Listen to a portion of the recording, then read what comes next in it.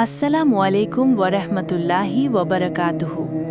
প্রিয় ভাই ও বোনেরা, রমজান এমন একটি মাস যে মাসে শুধু রোজা রাখলেই হয় না, বরং এই মাসে আল্লাহ তাআলা মানুষের ভাগ্য নতুন করে লিখে দেন। অনেকে সারা বছর পরিশ্রম করে, দিন রাত ঘাম ঝরায়, তবুও বলে, ভাই রিজিকটা যেন আটকে আছে। আবার কেউ কেউ আছে, খুব বেশি চেষ্টা না করেও দেখা যায় আল্লাহ তাকে এমনভাবে দেন যে মানুষ অবাক হয়ে যায়। আজ আমি আপনাদের সেই রহস্যের কথা বলবো। রমজানে এমন 5টি কাজ আছে যেগুলো যদি কেউ অন্তর থেকে করে, তাহলে আল্লাহ তাআলা তার রিজিক শুধু বাড়ান না, বরং রিজিকে বরকত দেন। আর বরকত মানে শুধু টাকা না, বরকত মানে শান্তি, বরকত মানে তৃপ্তি, বরকত মানে অল্পে সুখ। ভাই ও বোনেরা, রমজান হলো নিজের দিকে ফিরে তাকানোর সময়, নিজেকে প্রশ্ন করার সময়, আমি কি আল্লাহর উপর ভরসা করি না শুধু নিজের বুদ্ধির উপর ভরসা করি? আমি কি শুধু চাই না পাওয়ার যোগ্য হতে চাই? আজকের এই কথাগুলো যদি মন দিয়ে শোনেন, তাহলে ইনশাআল্লাহ আপনার দৃষ্টিভঙ্গি বদলে যাবে। প্রথম যে কাজটি রমজানের রিজিক বাড়িয়ে দেয়, তা হলো খাঁটি নিয়ত এবং হালাল রিজিকের জন্য তওবা। ভাই ও বোনেরা, আমরা প্রায়ই আল্লাহর কাছে চাই, হে আল্লাহ আমাকে রিজিক দাও, কিন্তু খুব কম মানুষ বলে, হে আল্লাহ আমি কি ভুল পথে আছি, আমাকে ঠিক করে দাও। রমজান হলো নিজেকে শুদ্ধ করার মাস। আপনি যদি জানেন আপনার আয়ের মধ্যে কিছু হারাম মিশে আছে, কিন্তু আপনি চোখ বন্ধ করে থাকেন, তাহলে সেই হারাম আপনার হালালকেও নষ্ট করে দেয়। অনেক মানুষ আছে, তারা বলে আমি তো কাউকে মারিনি, চুরি করিনি।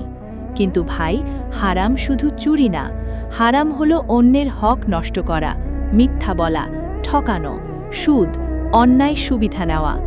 রমজানে যে ব্যক্তি আল্লাহর সামনে বসে নিজেকে ভেঙে ফেলে বলে, হে আল্লাহ আমি জানি না কোন পথে গিয়ে ভুল করেছি, কিন্তু আজ থেকে আমি হালাল ছাড়া কিছু চাই না, সেই দিন থেকেই আল্লাহ তার জন্য নতুন দরজা খুলতে শুরু করেন। দ্বিতীয় যে কাজটি রমজানের রিজিক বাড়িয়ে দেয়, তা হলো ফজরের নামাজের পর আল্লাহর কাছে বসে থাকা। ভাই ও বোনেরা, আমরা ফজরের নামাজ পড়ি, তারপর সঙ্গে সঙ্গে উঠে যাই, কিন্তু জানেন কি, ফজরের পরের সময়টা আল্লাহর কাছে সবচেয়ে প্রিয় সময়গুলোর একটি। রমজানে এই সময়ের দাম আরও বেড়ে যায়। যে ব্যক্তি ফজরের নামাজ পড়ে কিছুক্ষণ আল্লাহর সাথে কথা বলে, তার জীবনের হিসাব আল্লাহ নিজ হাতে নেন। আপনি হয়তো জানেন না, আপনার আজকের দোয়ার কারণে আগামী মাসে একটি সুযোগ তৈরি হচ্ছে। অনেক সময় রিজিক দেরিতে আসে, কারণ আল্লাহ চান আপনি আরও বেশি তার কাছে যান।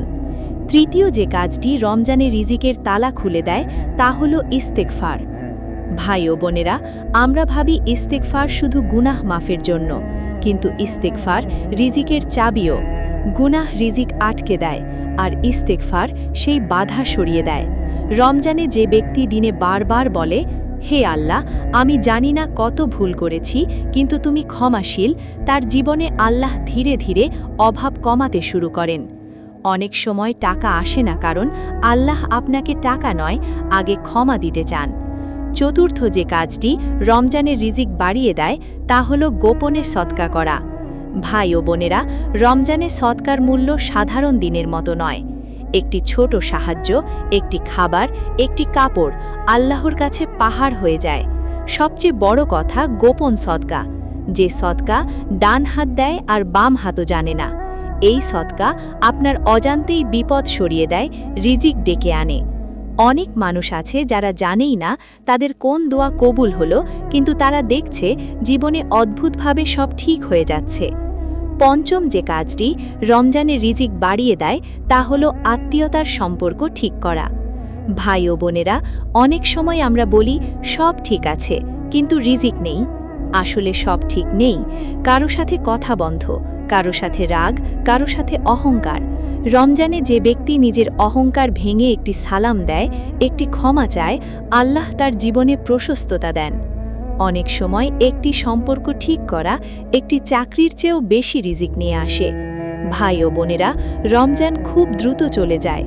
আজ আপনি শুনছেন, কাল হয়তো ভুলে যাবেন, কিন্তু মনে রাখবেন এই মাসে করা একটি নির্ধারণ আপনার পুরো বছর বদলে দিতে পারে। আজ যদি আপনি এই 5টি কাজ নিয়মিত করার নিয়ত করেন তাহলে ইনশাআল্লাহ আল্লাহ আপনার জীবনে এমন দরজা খুলে দেবেন যা আপনি কল্পনাও করেননি।